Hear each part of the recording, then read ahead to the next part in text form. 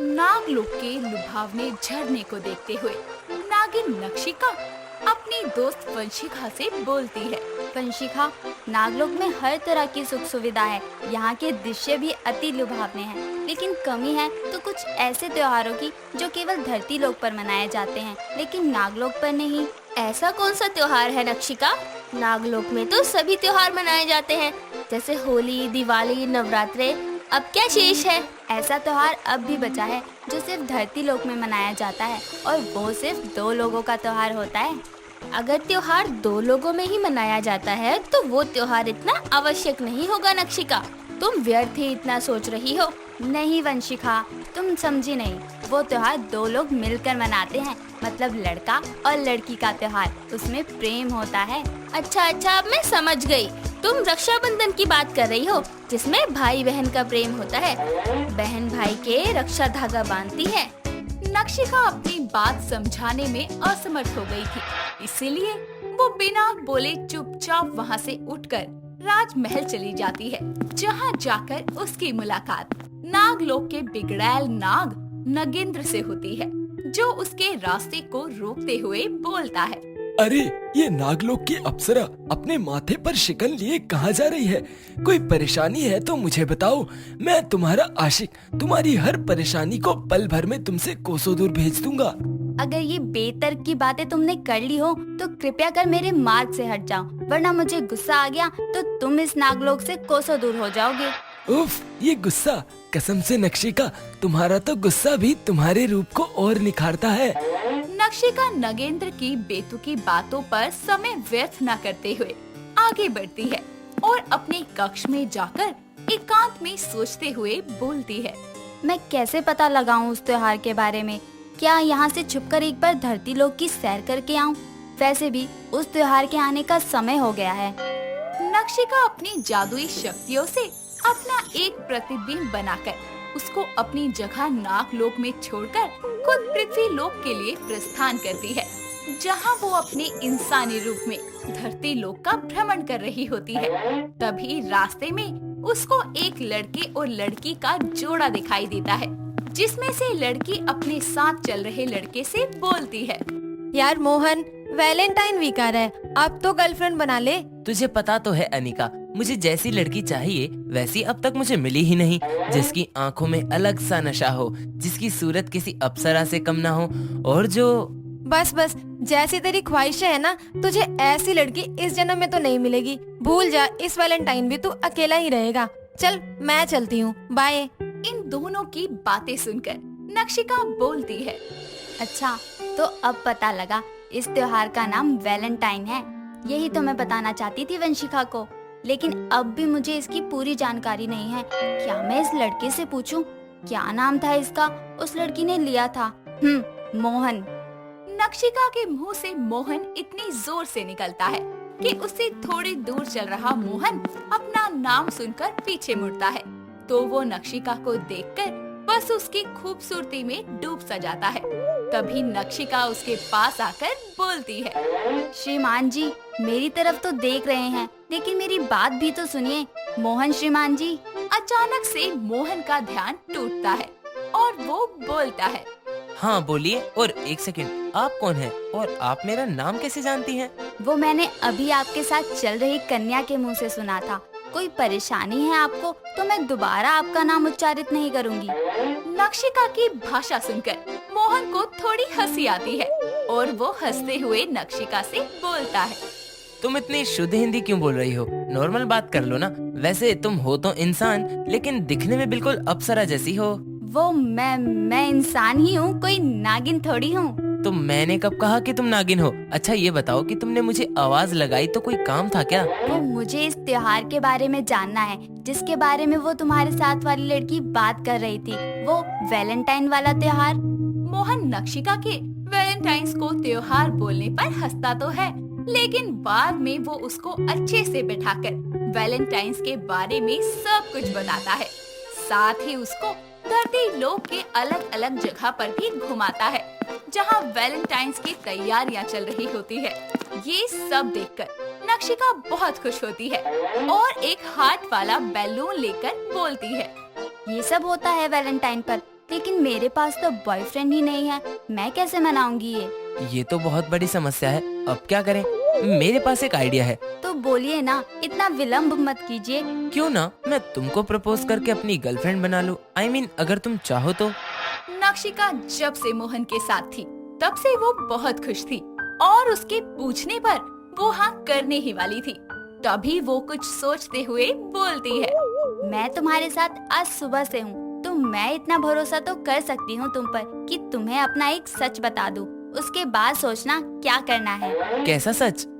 नक्षिका मोहन का हाथ पकड़कर उसको अपनी शक्तियों से गायब करके एक सुनसान जगह ले आती है, जहाँ आकर मोहन हैरान होता है कि ये कैसे हुआ। तभी नक्षिका अपने नागिन रूप में आकर बोलती है।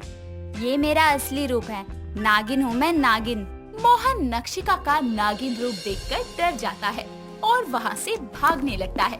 तभी नक्षिका अपने इंसानी रूप में आकर बोलती है। रुक जाओ मोहन, मैंने आज पहली बार किसी के इतने करीब होने का एहसास किया।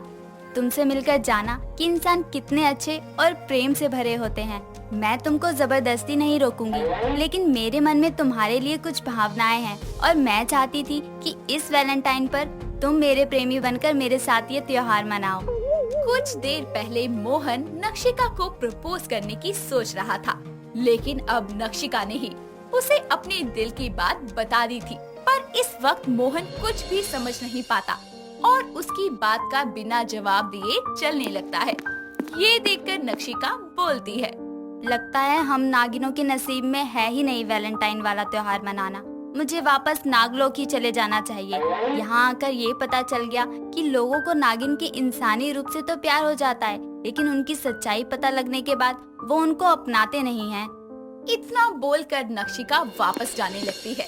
तभी मोहन मुड़ कर आता है और उसे रोकते हुए बोलता है। रुक जाओ नक्षिका, तुमको पता है आज तक मैं अकेला था।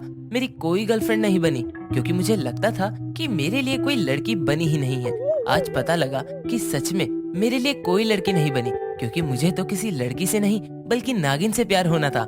हाँ Nakshika, I love you. Will you be my valentine? इसका क्या मतलब है? मुझे ये वाली भाषा समझ नहीं आती। इसका मतलब ये है कि मैं तुमसे प्यार करता हूँ। क्या तुम मेरी वैलेंटाइन बनना स्वीकार करोगी? ये सुनकर नक्षिका की खुशी का ठिकाना नहीं रहता और वो भागते हुए मोहन के गले लग जाती है और उसे बोलती है। मोहन, मतलब अब मुझे चॉकलेट डे पर चॉकलेट मिलेगी, टेडी डे पर टेडी मिलेगा और रोज डे पर रोज। हाँ वो तो मिलेगा, लेकिन मुझे भी हक डे पर हक चाहिए होगी और किस डे पर किस। ये सुनकर नक्षिका शर्मा जाती है और मोहन से विदा लेकर नागलोक वापस आती है, जहाँ वो अपने प्रतिबिंब को वापस समाहित करके अपनी सखी वंशिका को वैलेंटाइन त्योहार के बारे में बताती है। ये सब सुनकर नागलोक के सभी नाग नागिन इस त्योहार को मनाने के लिए उत्साहित हो जाते हैं। कुछ समय बाद वैलेंटाइन वीक स्टार्ट होता है, जिसको मनाने नक्षिका धरती लोक पर जाती है और वहाँ मोहन उसको रोज डे पर फूलों से भरा एक गुलदस्ता देता है, जिसको देखकर नक्षिका खुशी से झूमते हुए बोलती है। मैं बहुत खुश हूँ मोहन, तुम्हारी वजह से मेरा वैलेंटाइन का त्योहार इतना अच्छे से मन रहा है। मैं तुमसे सच में बहुत प्रेम करती हूँ। तुम्हारी भाषा में कहूँ तो आई love you so much. Mohan भी नक्षिका को खुश देखकर बहुत खुश था। नक्षिका मोहन को लेकर नागलोक आती है, जहाँ वो मोहन को गुलाब के फूलों की माला पहनाती है और बाकी नाग नागिन भी उसका एक राजा की तरह सत्कार करते हैं। नागलोक का बिगड़ैल नाग नगेंद्र भी बस जलने के सिवाय कुछ नहीं कर पाता। वैलेंटाइंस के आगे के दिन भी नक्षिका नागलोक में मनाती है। टेडी डे पर वो खुद भी मोहन को टेडी देती है और साथ ही बाकी के दिन भी दोनों खुशी से मनाते हैं। और वैलेंटाइंस डे वाले दिन मोहन नक्षिका को शादी के लिए प्रपोज करते हुए बोलता है। नक्षिका, तुमने ये साबित कर दिया कि वैलेंटाइन वीक में सच में सच्चा प्यार मिल सकता है, क्योंकि मुझे इसकी वजह से तुम मिल गई। मैं तुमसे बहुत प्यार करता हूँ। क्या तुम हमेशा के लिए मेरी वैलेंटाइन पार्टनर बनोगी? हाँ मोहन, हाँ। वैलेंटाइंस के त्योहार के चक्कर में नक्षिका को उसके जीवन भर का साथी मोहन मिल जाता है जिसके बाद मोहन के साथ उसकी शादी नागलोक में बड़े धूमधाम से होती है और वो हमेशा के लिए अपने वैलेंटाइंस को अपनी जिंदगी का हमसफर बना लेती है। विकराल व्योम को अपनी चाल के बारे में बताता है कि कैसे नागरानी को धरती लोक पर आने के लिए मजबूर करना है, जिसको सुनकर गिद्धराज व्योम उससे बोलता है। अच्छा, तो ये है तुम्हारी चाल। इसके लिए तो नागरानी धरती लोक क्या आकाश पाताल सब जगह आ जाएगी। ठीक है, मैं जाता हूँ तुम्हारे काम को अंजाम देने। गिद्ध राजा व्योम अपने गिद्ध रूप में आकर नागलोक की ओर बढ़ता है। वहाँ पहुंचकर वो नागराज को अकेला देखकर बोलता है। चलो, शिकार अकेला मिल गया। अब विकराल की चाल को अंजाम देने का सही वक्त आ गया है। व्योम नागराज विराट पर हमला कर देता है, अपनी चोट से उनको घायल तक कर देता है। अचानक हुए इस हमले से नागराज संभल नहीं पाते और गिद्ध के हमले से बचने के लिए नाग रूप में आकर इधर उधर रेंगने लगते हैं। बस इसी पल का इंतजार तो व्योम कर रहा था। नागराज के नाग रूप में आते ही उनको अपनी चोंच में पकड़कर नागलोक से धरती लोक पर शिव मंदिर के पास वाले जंगल में लेकर चला जाता है। गिद्ध को जाते हुए वृंदा देख लेती है, जिसके बाद वो नैना के पास जाती है, जो नागलोक के जंगल में पुष्प एकत्रित कर रही होती है। वहाँ आकर वृंदा उससे बोलती है। नागरानी, नागरानी अनर्थ हो गया, वो नागराज। वृंदा को ऐसे परेशान देखकर नैना उससे बोलती है। वृंदा, वृंदा आराम से, क्या हुआ? किस जल्दबाजी में हो तुम? नागराज ने बुलाया है क्या मुझे? नागरानी, मैंने एक गिद्ध को नागराज को अपनी चोंच में दबाए धरती लोक की तरफ जाते देखा है। क्या? किसकी हिम्मत हुई जिसने नागराज पर हमला किया? अब किसकी मौत आई है? नागरानी, हो ना हो, अवश्य ये विकराल का भेजा हुआ ही कोई और राक्षस होगा। आप जल्दी चलिए, नागराज को हमारी बहुत जरूरत है। नागराज को अगर एक खरोच भी आई ना, तो मैं इनकी दुनिया उजाड़ दूंगी। नैना अपनी आंखें बंद करके नागराज का पता लगाती है। वो मंदिर के पास वाले जंगल की छवि को भी देख लेती है, जिसके बाद आंखें खोलकर नैना बोलती है। गिद्ध राजा व्योम, तुमने नागराज पर हमला करके बिल्कुल सही नहीं किया। अब देखना ये नागिन तुम्हारा क्या हश्र करेगी। नैना और वृंदा दोनों ही नागलोक से नागिन रूप में गायब हो जाती हैं और मंदिर के पास वाले जंगल में पहुंच जाती हैं, जहां गिद्धराज अपने इंसानी रूप में नागराज को अपने पैरों में दबाए खड़ा था। ये देखकर नैना बोलती है। व्योम, नागराज को छोड़ दो, वरना अपनी आखिरी सांसों के लिए भी गिड़गिड़ाओगे मेरे सामने। नागरानी नैना, बातों से डराना तो कोई आपसे सीखे, लेकिन अफसोस मैं डरा नहीं। अगर मैं तुमसे डरता तो यूं नागराज को अपने पैरों में दबा के खड़ा नहीं होता। यही तो तू भूल कर रहा है गिद्ध व्योम, अपनी मौत को पल पल दावत दे रहा है। इसीलिए अब मैं तुझे इस दुनिया से मुक्ति दे ही देती हूँ। नैना अपने नागिन रूप को और विशाल करते हुए व्योम पर हमला करती है। व्योम भी बड़े से बड़े गिद्ध के रूप में आकर नागरानी पर हमला करता है। नागराज उसके पैरों से छूटकर अपने इंसानी रूप में आता है और वृंदा के साथ ये लड़ाई देखने लगता है। बिंद्रा, ना जाने मुझे ये कोई गहरा षड्यंत्र लग रहा है। कुछ बड़ा होने वाला है। विकराल की कोई बड़ी चाल है इस बार। ये सारा दृश्य पाताल लोक से विकराल और वीरेन देख रहे होते हैं, जिसके बाद नागराज की बात सुनकर विकराल बोलता है। सही आभास हो रहा है तुमको नागराज। गिद्ध राजा तो मेरा एक मोहरा है, असली खिलाड़ी तो बस आने ही वाला है। विकराल की ये बात सुनकर वीरेन उसे बोलता है। क्या मतलब है तुम्हारा? गिद्ध राजा नहीं मार पाएंगे नैना को? गिद्ध राजा के बस में कुछ नहीं है। अरे वो नागिन के कुछ ही वार से ढेर हो जाएगा। मैंने बस उसका इस्तेमाल नागिन को धरती लोक पर लाने के लिए किया। अब शुरू होगी नागमणि की असली जंग, उसके आने के बाद। किसके आने के बाद? बताओ मुझे भी। आखिर कौन है इतना शक्तिशाली जो नागरानी को रोक पाए? अरे मेरे दोस्त, इतने उतावले मत हो, बस देखते जाओ आगे आगे क्या होता है। चलो मेरे साथ धरती लोक।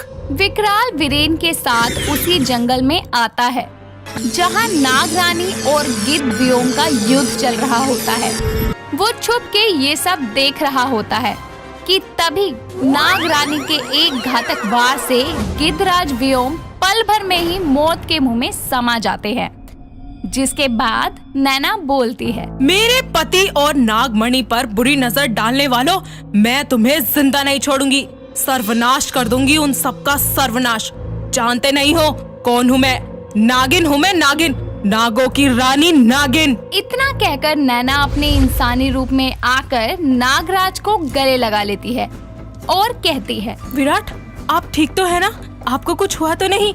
आपको पता है मैं कितना घबरा गई थी। अरे बस बस, कुछ देर पहले गुस्से में मैडम नागिन हूँ कह रही थी, और अब एक आम लड़की की तरह कैसे फिक्र कर रही है। तो मेरे पति पर अगर कोई खतरा आएगा तो फिक्र तो होगी ही ना। हाँ नागराज, नैना आपसे बहुत प्यार करती है, इसलिए उसे जैसे पता लगा वो तुरंत ही यहाँ आ गई।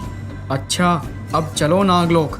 हमारा यूं धरती लोक पर रहना खतरे से खाली नहीं है। विकराल किसी भी पल दूसरी चाल चल सकता है। हाँ नागराज, लेकिन उसकी हर एक चाल का मुंह तोड़ जवाब देगी ये नागिन।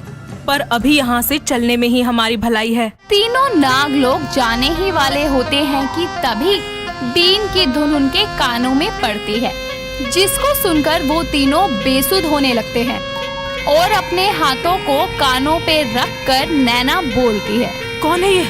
बंद करो इसे, बंद करो ये बीन बजाना। कौन है ये? नैना, मैं बेहोश हो रहा हूँ नैना। नागराज और वृंदा बेहोश हो जाते हैं। नैना भी अपने होश खोने ही वाली होती है कि तभी उसके सामने आता है शाहनवाज, जिसे देखकर नैना बोलती है, बंद करो इसको, वरना मैं तुमको छोड़ूंगी नहीं। इतना कहकर नैना भी बेहोश हो जाती है। तीनों अपने सांप रूप में आकर जमीन पर पड़े होते हैं। शाहनवाज एक एक करके तीनों को पिटारे में डालकर हंसता हुआ बोलता है, अरे नागिन, तू मेरा कुछ नहीं बिगाड़ सकती। तुझे बस में करना मेरे दाएं हाथ का खेल है, और एक सपेरा और सांप की लड़ाई में जीत तो तुझे पता ही है, सपेरे की होती है। विकराल शाहनवाज के पास आकर बोलता है, आखिर ये काम तुम्हारे सिवा और कोई नहीं कर सकता मेरे दोस्त। आखिर एक नाग को बस में एक सपेरा ही तो कर सकता है। मेरा सबसे घातक प्रहार हो तुम इस नागिन पर। मेरी आखिरी उम्मीद हो तुम नागमणि के लिए। अरे तुम चिंता मत करो विकराल, मैं तुम्हारी मदद जरूर करूंगा। अब ये नागिन मेरे कब्जे में है, इससे अपनी जान बचाने के लिए नागमणि देनी ही पड़ेगी। विकराल के साथ आया वीरेन भी बीन की धुन के कारण सांप बनकर बेहोश पड़ा होता है, जिसे विकराल अपनी शक्तियों से होश में लाता है। होश में आते ही वीरेन कहता है, विकराल, तुमने तो आज मुझे मारने की तैयारी कर ही ली थी। सपेरे को बुला रहे हो, ये मुझे क्यों नहीं बताया? अरे मेरे दोस्त, माफ करना, भूल ही गया था। हमारे साथ तो एक नाग भी है। आगे क्या करना है विकराल? आगे होगा तांडव, और वो भी शिव के मंदिर में। मणि को पाने के लिए अब होगा हमारा अंतिम वार, जो होगा सबसे असरदार। नागरानी को अपने वश में करके क्या विकराल नागमणि को हासिल कर पाएगा, और क्या वीरेन बन पाएगा नागलोक का राजा? अब क्या होगा वो अंतिम वार जो बताएगा कि आखिर जीत किसकी होगी? आपको क्या लगता है दोस्तों? हमें कमेंट बॉक्स में कमेंट करके जरूर बताएं। विकराल, वीरेन और शाहनवाज समेत तीनों शिव मंदिर आते हैं, जिसके बाद सपेरा नैना, विराट और वृंदा को पिटारे से निकालकर बीन बजाना शुरू करता है। बीन की धुन से तीनों कभी नाग रूप में आते तो कभी इंसानी रूप में आके नाचने लगते हैं। सपेरा तीनों को तड़पा रहा था। वो बीन की धुन को रोकता है, जिसके बाद तीनों अपने इंसानी रूप में आ जाते हैं और वो सपेरा उनसे बोलता है, अरे नागिन, अगर अपनी और इन दोनों की सलामती चाहती है तो चुपचाप नागमणि को यहाँ प्रकट करके हमें सौंप दे। अगर अपनी मौत चाहता है तो नागमणि अभी यही प्रकट कर देती हूँ, लेकिन एक बात याद रखना, नागमणि पाना तुम लोगों का सपना है और सिर्फ सपना ही रह जाएगा। नागरानी नैना, इतना घमंड नहीं करना चाहिए। हमेशा चिल्ला चिल्ला के कहती रहती हो नागिन हूँ नागिन हूँ। अरे अभी तुम सबको तड़पा तड़पा के मार सकते हैं हम। लेकिन मार नहीं रहे ना, क्योंकि हमें मार दिया तो नागमणि तुम्हें कभी हासिल नहीं होगी। बस इसलिए तुमको और तुम्हारे पति को जिंदा रखा है, वरना कब का मार चुके होते। वीरेन की बात सुनकर विराट गुस्से में बोलता है, तुम जैसे गद्दार के हाथों में तो नागमणि खुद ही नहीं आना चाहेगी। अरे जो अपने वंश का नहीं हुआ वो किसी और का क्या होगा। और रही बात इन दोनों की, तो आज सबका अंत यहीं इस मंदिर में होगा। अरे फिलहाल तो तुम तीनों का अंत आ गया है। सपेरा इतना कहकर वापस बीन बजाने लगता है। वीरेन विकराल की शक्तियों द्वारा खुद को बीन की धुन से बचा लेता है, पर नैना, विराट और वृंदा तीनों बीन की धुन पर मदहोश होकर नाचने लगते हैं। जिसके बाद नैना बोलती है, इस सपेरे को किसी न किसी तरह तो जरूर मारना होगा। वैसे भी सपेरों की सारी शक्तियां तो उनकी बीन में होती हैं। बस एक बार वो अपनी बीन से दूर हो जाए, फिर इसका खेल खत्म। तीनों अपने इंसानी रूप में बीन की धुन पर नाच रहे होते हैं, लेकिन जैसे ही शहनवाज बीन बजाना बंद करता है, नैना अपने नागिन रूप में आकर अपनी विशाल पूंछ से शहनवाज के हाथ पर हमला करती है और बीन को गिरा देती है। जिसके बाद विराट बीन को उठाकर उसे तोड़ देता है। ये देखकर सपेरा गुस्से में आकर बोलता है, नागिन तुझे मैं छोड़ूंगा नहीं, मेरी बीन तोड़ दी, मेरी शक्तिशाली बीन। वो तो टूट गई और अब तेरी बारी है, तू भी मरने के लिए तैयार हो जा। नैना सपेरे को पूंछ में पकड़कर इधर उधर पटकती है और कुछ ही देर बाद में उसकी मौत हो जाती है। उसकी लाश को विकराल के पैरों में फेंकते हुए नैना बोलती है, क्यों विकराल, क्या हुआ? तुम्हारे सपेरे ने तो दम तोड़ दिया। अब तक तुमने जितनी भी चालें चली हैं, सब बेकार हो गई। अभी भी मौका है तुम्हारे पास। नागमणि का ये लालच छोड़ दो, कहीं ऐसा ना हो कि तुम्हारी भी मौत हो जाए। अरे तुमको क्या मैं इस खेल का तुच्छा सा खिलाड़ी लगता हूँ? मणि तो मैं हासिल करके रहूंगा। अब तक मैंने दूसरों को इसलिए भेजा ताकि मेरे हाथों तुम सबकी मौत ना हो, पर अब शायद तुम यही चाहते हो। रुक जाओ विकराल, इनसे पहले मैं लड़ूंगा। इन दोनों को मारने के लिए तुमको जाने की जरूरत नहीं पड़ेगी। वीरेन नैना के सामने उससे लड़ने के लिए खड़ा हो जाता है। इतने में विराट बोलता है, ठीक है फिर, तुमको भी नैना नहीं मैं ही सजा दूंगा। मुझसे लड़ो और हरा पाए तो नागमणि तुम्हारी। एक भाई की मौत दूसरे भाई के हाथों लिखी होगी, ये मैंने कभी नहीं सोचा था। पर अब तुमको मरने का इतना ही शौक है तो हो जाओ तैयार। नागराज विराट और वीरेन का युद्ध शुरू होता है। दोनों एक दूसरे पर नाग रूप में वार करते हैं। वीरेन को जिताने के लिए विकराल उसके पीछे से विराट पर हमला करने वाला होता है, जिसे वृंदा देख लेती है और वो नागराज के आगे आकर उसका वार खुद पर ले लेती है, जिसकी वजह से वो बहुत घायल हो जाती है। ये देखकर विराट को गुस्सा आता है और वो तेज प्रहार करके वीरेन को जलाकर राख कर देता है। जिसके बाद वो और नैना वृंदा को उठाते हुए बोलते हैं, वृंदा तुम ठीक तो हो ना? बार बार क्यों खुद की जान की परवाह किए बिना तुम हमें बचाती हो? नागरानी, आपकी और नागराज की सेवा करना तो मेरा परम फर्ज है और इस फर्ज को मैं मरते दम तक निभाऊंगी। मैं तुम्हें कुछ नहीं होने दूंगी वृंदा, तुम चिंता मत करो, बस थोड़ा सा इंतजार करो। वीरेन मर चुका था, जिसके बाद विकराल पागल हो गया था, क्योंकि अब वो अकेला हो चुका था। इसीलिए वो नागरानी की इन बातों से चिढ़कर उससे बोलता है, नागरानी नैना, ये बातों के तीर मत चलाओ और आओ मुझसे युद्ध करो। अगर मैं हारा तो मेरी मौत, और अगर जीता तो ये नागमणि मेरी। इसलिए अब आर पार की लड़ाई होगी। ठीक है विकराल, अगर तुमने मरने का फैसला कर ही लिया है तो तैयार हो जाओ। अरे मरोगी तो तुम, मैं पाताल लोक का राजा विकराल नेवला हूँ और मेरे इस नेवले रूप से तुम बच नहीं पाओगी। विकराल अपने विशाल नेवले रूप में आता है और नैना भी अपने नागिन रूप में आती है। दोनों का अंतिम युद्ध अब शुरू हो चुका था। विकराल नैना पर वार करता तो बदले में नैना भी उसके वार का जवाब देती। लेकिन विकराल नैना पर भारी हो जाता। उसके वार से नैना धीरे धीरे कमजोर पड़ने लगी और घायल होकर अपने इंसानी रूप में आकर जमीन पर गिर जाती है। ये देखकर विकराल अपने इंसानी रूप में आकर नैना से बोलता है, क्या हुआ नागरानी, तुम तो हार गई। अरे ये क्या हुआ, मेरी इतनी मेहनत ऐसे ही बेकार चली गई।